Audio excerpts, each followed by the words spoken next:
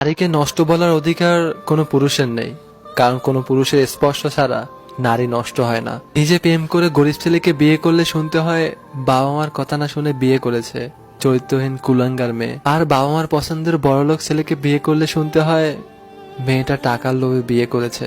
আমাদের সমাজ কন্যা সন্তান চায় না, কিন্তু সুন্দর পুত্রবধূ চায়। মেয়ে মানে জন্মের পরে কালো না ফর্সা যাচাই করা হয়। বাসিবাদের প্রশংসা সবাই করে, কিন্তু বাস্তবে খোঁজে বিরানি।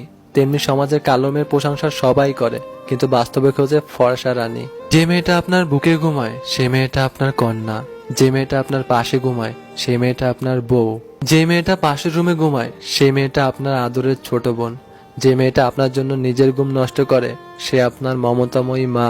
তাহলে রাস্তায় আপনার পাশ দিয়ে হেঁটে যাওয়া মেয়েটা মাল হয় কিভাবে?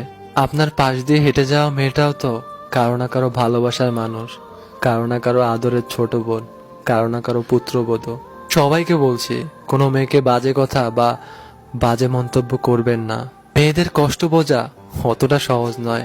তাদের সেই বাড়িতে জায়গা হয় না যেই বাড়িতে তাদের জন্ম হয়। মানুষ বড়লোক হলে ভুলে যায় সেও একদিন গরিব ছিল, মানুষ টিচার হলে ভুলে যায় সেও একদিন স্টুডেন্ট ছিল। ঠিক তেমনি অধিকাংশ মায়েরা শাশুড়ি হলে ভুলে যায় সেও একদিন বৌমা ছিল। একটা মেয়ে বাপের বাড়িতে এতটাই আদরে থাকতো সে কোনো রান্নাই করতে পারতো না, কিন্তু শ্বশুর বাড়ি গিয়ে সেরা রাঁধুনি হয়ে যায়। ফ্যামিলির দিকে তাকিয়ে নিজের সব ইচ্ছে সব আশাগুলোকে বিসর্জন দেওয়ার নামই হলো মেয়ে। একটা মেয়ের মধ্যে সব গুণ খুঁজতে নেই, কারণ মেয়েরা লাইব্রেরিতে প্রকাশিত হওয়া কোনো গাইড নয় যে একের ভিতরে সব থাকবে। যতদিন তোমার মুখ বন্ধ থাকবে ততদিনই তুমি মিষ্টি, যেদিনই মুখ খুলবে সেদিনই সবার কাছে তুমি খারাপ হয়ে উঠবে।